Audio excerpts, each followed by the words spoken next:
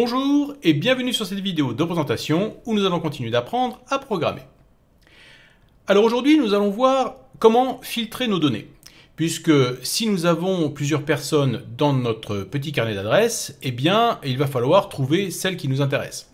Et donc il nous faut un système qui nous permette de faire une recherche et donc filtrer nos données pour ne ressortir que les données que nous recherchons. Alors la première chose que nous allons faire, eh bien c'est d'abord changer notre interface. Donc nous allons prendre notre main window. Et nous allons mettre juste en haut ici, à côté du bouton nouveau, un text box qui va permettre à l'utilisateur de taper une information qu'il recherche dans les données. Alors, on va descendre vers le niveau de ce bouton, qui se trouve donc ici. Je vais remonter ici un peu pour qu'on voit un petit peu le XAML. Et ce que je vais faire, c'est que je vais placer tous les boutons qui sont au-dessus dans un stack panel, puisque nous on va avoir en fait plusieurs contrôles qui vont être alignés horizontalement. Donc, je vais faire un stack panel.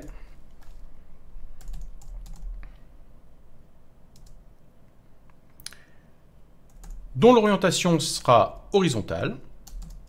Donc je déplace tout ce bloc ici à l'intérieur de mon stack panel. Vous voyez d'ailleurs que le bouton nouveau reste à la même place. Par contre, mon stack panel ici, on le voit, tient en fait toute la hauteur. On ne veut pas ça, on ne veut pas qu'il soit par-dessus notre data grid. Donc on va le réduire de façon à ce qu'il soit uniquement en haut. On va descendre un tout petit peu notre data grid pour laisser un petit peu de marge. Et puis maintenant, eh bien, on va pouvoir mettre notre textbox à côté du bouton et il va venir s'aligner horizontalement. Alors, textbox. On va lui donner un nom puisqu'on va avoir besoin d'y accéder un peu plus tard. Donc on va l'appeler textbox recherché. Et puis on va lui donner une largeur, une hauteur. Donc on va dire qu'il fait à peu près, on va dire 200 de largeur. Et en hauteur, on va dire à peu près 23 ou 25. On va l'aligner également vers le bas. Et d'ailleurs, le bouton nouveau, on va également l'aligner en bas. Donc vertical alignment ici, il était top, on va le mettre bottom. Voilà, comme ça ils sont bien alignés l'un et l'autre vers le bas. On va encore un petit peu augmenter la largeur de notre textbox. On va le mettre à 300. Et puis, à côté, on va mettre également un bouton sur lequel l'utilisateur va pouvoir cliquer pour déclencher la recherche. Donc, je vais reprendre le même schéma que le bouton qu'on avait fait pour le bouton nouveau, puisque je vais avoir besoin d'une image à l'intérieur, sauf que je vais enlever simplement le text block. Je n'ai pas besoin de la phrase nouveau, je veux juste un petit icône dedans.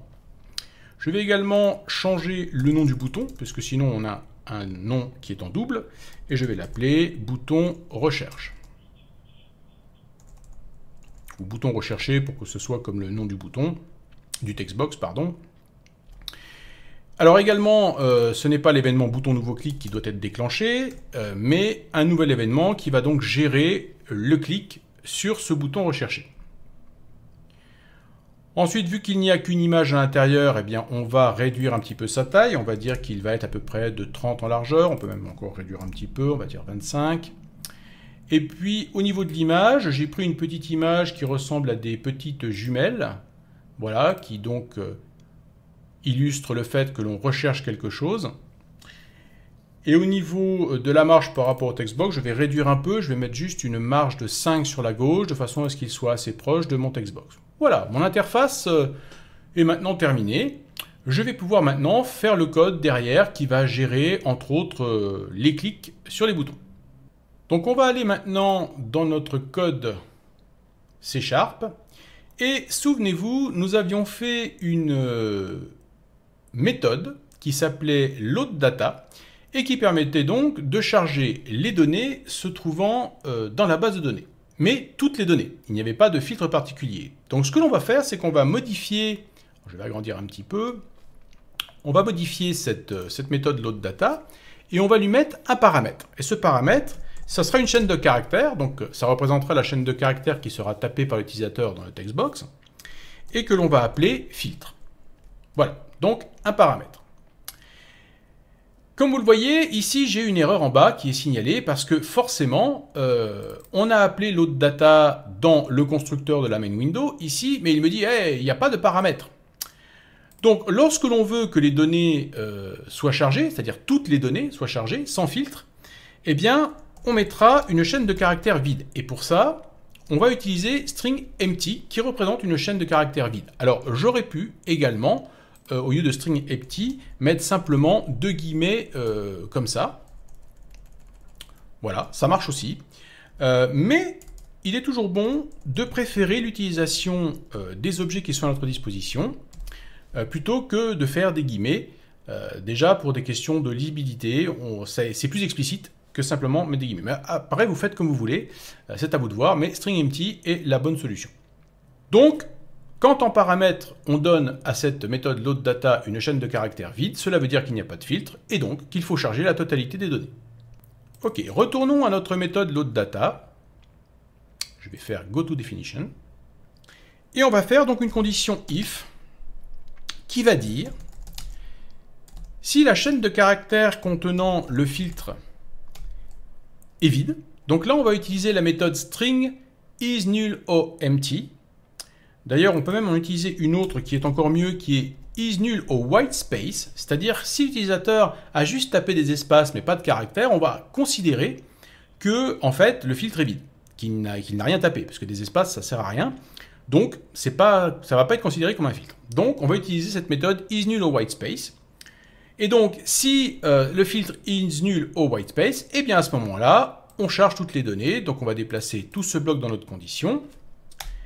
Et on fait comme d'habitude. Donc là, jusque-là, rien n'est changé. Par contre, si le filtre contient des caractères, qu'il contient quelque chose, à ce moment-là, on va filtrer les données. Alors, comment on fait pour filtrer les données? Donc, je vais reprendre exactement le même code, mais on va le modifier. Comment on fait pour filtrer les données avec une requête donc SQL de type select? On va commencer par faire une recherche globale sur le nom, par exemple. Donc je vais dire where. Donc là on dit sélectionne tous les champs des données qui sont dans la table personne ou, et là on va mettre les conditions, c'est where, ou, et on va dire nom égale, et on va mettre une petite variable ou paramètre filtre ici, comme on l'a déjà vu la dernière fois. Donc on va utiliser ça dans notre méthode select. Et donc je vais pouvoir ici, dans ma SQL commande, qui s'appelle SQLCMD, ajouter donc ce fameux paramètre qui va être en fait notre filtre. Donc addWithValue, ça nous l'avons déjà fait précédemment. Je dis ben voilà, je veux que filtre soit égal au filtre qui est en paramètre dans ma méthode. Voilà, je vais donc injecter mon filtre à l'intérieur et lui dire, bah voilà, si le nom est égal au filtre, alors sors-moi toutes les personnes dont le nom est égal au filtre. Très simple. Alors maintenant, il faut déclencher la méthode avec le filtre pour que ce filtre, bien sûr, agisse. Et à quel moment on fait ça? Eh bien, quand l'utilisateur va cliquer sur le bouton donc, que l'on a appelé bouton recherché. Donc, on va aller sur cette méthode bouton recherché clic. Je vais aller sur goToDefinition. Et ce que l'on va faire, eh bien, c'est tout simplement appeler la méthode loadData en lui donnant comme paramètre, eh bien, le contenu du textbox recherché. Alors, faire attention de bien respecter majuscules et minuscules, ce n'est pas la même chose en C#. Eh bien, je vous propose de déjà commencer par tester ça. Vous voyez que j'ai déjà mis quelques noms supplémentaires. Je crois qu'il va falloir également qu'on modifie un petit peu notre interface. Vous voyez qu'on a un petit peu le haut des boutons ici qui a été renié, donc il va falloir réajuster notre petite interface, certainement en rajoutant un petit peu de marge. Donc vous voyez que ici j'ai Dupont, Martin, Martinez, Verlaine. Donc ici la recherche pour le moment n'est que sur le nom. Alors, je vais taper tout simplement Martin et je vais cliquer sur le bouton rechercher. Et vous pouvez constater que j'ai bien Martin. Alors maintenant, comment l'utilisateur peut retrouver de nouveau la totalité de ces données? Eh bien, il a juste à effacer Martin, à recliquer sur le bouton, et de nouveau, il a toutes les données puisque le filtre est vide. Donc, il annule le filtre.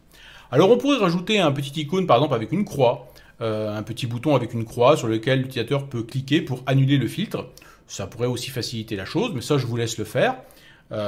Mais disons que déjà, rien que là, il peut tout à fait annuler le filtre en recliquant simplement sur le bouton avec les petites jumelles et ainsi envoyer un filtre vide. Maintenant, on a un autre problème, c'est qu'ici, dans le nom, vous voyez qu'on a Dupont, Martin, mais on a aussi Martinez. Et quand on a tapé Martin, il ne nous a sorti que Martin, puisqu'on a spécifiquement dit nom égale filtre. Donc, mon filtre étant Martin, il ne m'a pas sorti Martinez. Pourtant, il y a bien Martin dans Martinez. Alors, moi, ce que j'aimerais, c'est plutôt quelque chose qui me permette de rechercher tous les enregistrements dans lesquels il y a le mot Martin, et pas uniquement ceux qui sont uniquement Martin. Alors, on va voir comment on peut faire ça. Je vais retourner sur ma méthode load_data. Et nous allons modifier un petit peu notre filtre ici dans where. Alors, il y a plusieurs possibilités pour, en fait, dire à notre requête que le nom doit contenir le filtre, et non pas être égal au filtre, mais contenir le filtre. Si vous êtes sur une base de données de type SQL Server de chez Microsoft, par exemple, vous pouvez utiliser le mot contains à condition que votre base de données soit intégralement indexée. Sinon, ça ne fonctionnera pas. Donc, ça se présenterait sous cette forme, c'est-à-dire qu'on dirait nom, virgule, filtre. Voilà, ça se présenterait comme ça. Donc, je vous le montre pour que vous puissiez voir que ça existe si vous rentrez dans ce cas-là. Mais ici, on va utiliser un autre système qui est plus courant aux autres types de bases de données, qui est le mot-clé like. À ce moment-là, je fais nom, like, et ensuite mon filtre. Ça marchera sur quasiment tous les types de bases de données. Mais si vous êtes sur une base de données de type Microsoft SQL Server, préférez plutôt contains qui sera plus rapide que like. Ensuite, il va falloir un petit peu modifier la chaîne de caractères qui se trouve dans filtre. Parce qu'en fait, on utilise des caractères, lorsqu'on utilise le mot-clé like, des caractères qui permettent de dire si on veut que le champ commence par filtre, ou qu'il contienne filtre, ou qu'il finisse par filtre. Et pour ça, on utilise en fait le caractère %. Donc si par exemple, je veux dire, je veux que ça commence par Martin, eh bien je vais faire plus % ici pour rajouter à la chaîne de recherche 1% à la fin. Mais si je veux dire que je recherche le filtre, qu'il soit au début, au milieu du mot ou à la fin du mot, à ce moment-là, je mets 1% également au début. Donc je vais modifier ici la chaîne de caractères qui est dans le filtre pour avoir quelque chose qui indique précisément ce que je veux. Et là, je veux vraiment qu'il me recherche le mot Martin n'importe où il se trouve dans le champ nom. Bien, nous allons tester, voir si ça fonctionne comme on le veut. Je vais relancer l'application. Je vais de nouveau taper Martin et je vais cliquer sur les petites jumelles. Et vous voyez que maintenant, il me sort Martin, mais également Martinez qui contient le mot Martin. Donc, mon filtre fonctionne très bien. Alors maintenant, c'est peut-être moins confortable d'avoir à cliquer sur un bouton plutôt que de peut-être appuyer simplement sur la touche entrée du clavier pour lancer la recherche. Ça serait plus rapide pour l'utilisateur. Donc ça serait bien qu'on puisse lui donner cette possibilité de soit cliquer sur le bouton, soit cliquer sur la touche entrée pour déclencher le filtre. Voyons comment on peut faire ça. Donc là, on retourne sur le XAML de la main window, et là, on va particulièrement s'intéresser à notre textbox. Et on va utiliser un événement qui est preview keydown. Donc, cet événement va se déclencher à chaque fois que l'utilisateur va appuyer sur une touche du clavier. Donc, je vais créer une nouvelle méthode qui va gérer cet événement preview keydown. Je vais aller dedans. Mais bien sûr, je ne veux pas que le filtre se déclenche à chaque fois que l'utilisateur va taper sur une touche. Par exemple, il va taper M, ça va déclencher le filtre, puis A, ça va redéclencher le filtre, etc. Non, je veux qu'il ait terminé en fait de saisir sa phrase et qu'ensuite il appuie sur la touche entrée pour déclencher le filtre. Donc j'ai besoin de savoir à quel moment il va appuyer sur sa touche entrée. Pour ça, je vais utiliser une condition et je vais dire, et là je vais récupérer en fait le paramètre qui est donné à cet événement, qui est représenté sous la forme de la lettre E. Donc ici nous avons keyEventArgs E, et c'est là-dedans en fait que je vais pouvoir récupérer la touche qui a été appuyée par l'utilisateur. Donc je vais prendre eKey, égale, et je vais rechercher key enter. Donc là, je lui dis, si la touche du clavier qui a été appuyée par l'utilisateur est la touche entrée, alors exécute notre méthode loadData avec le contenu du textbox.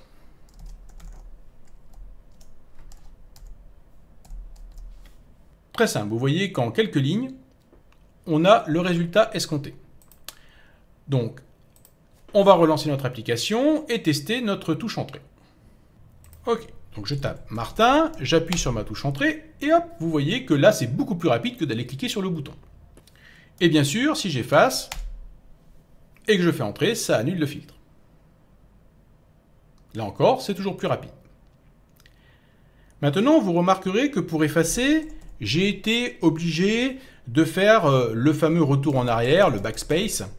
Ce qui serait bien, c'est qu'en fait, à chaque fois que l'utilisateur valide sa recherche, eh bien, ça me sélectionne tous les caractères qu'il a tapés, de façon à ce que s'il souhaite faire une autre recherche derrière, il n'ait pas à faire ce fameux retour en arrière, ce backspace pour effacer les caractères, mais que tout de suite, ça lui efface tout parce qu'il recommence à taper quelque chose.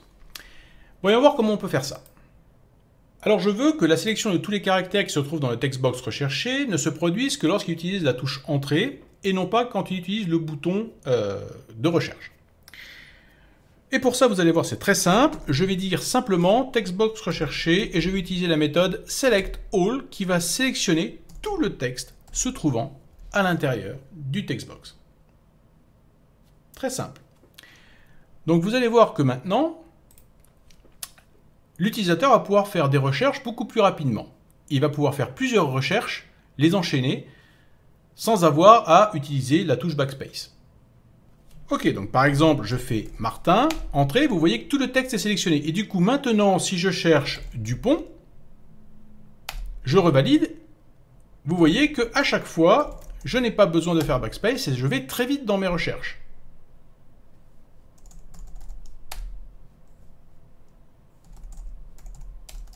Beaucoup plus facile pour l'utilisateur. Alors jusque-là, nous n'avons fait des recherches que sur le champ nom. Comment faire pour que cette recherche s'applique à tous les champs, ou du moins les champs que l'on aura sélectionnés, pour que l'utilisateur puisse faire une recherche plus globale, parce que l'utilisateur ne va pas forcément rechercher le nom de la personne. Il peut très bien rechercher son adresse email ou rechercher son prénom. Donc, on va retourner sur notre méthode loadData.